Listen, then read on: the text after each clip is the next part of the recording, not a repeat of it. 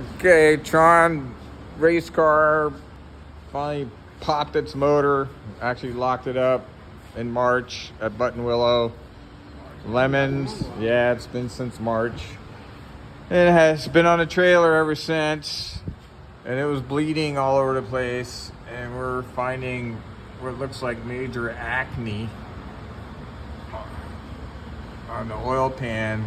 Now, clearly, some of these holes, these indentations went through because they left a lot of oil underneath the car. Doesn't look that bad from outside, but I'm quite confident we're gonna see a major spectacle inside of something that resembles Kiev in Ukraine. So anyway, time to get this thing back on the road, back to the racetrack. Over 23,000 race miles on the same engine, so we're pretty happy about it.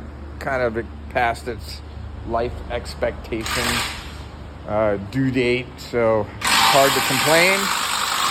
And maybe we can make it bigger and better.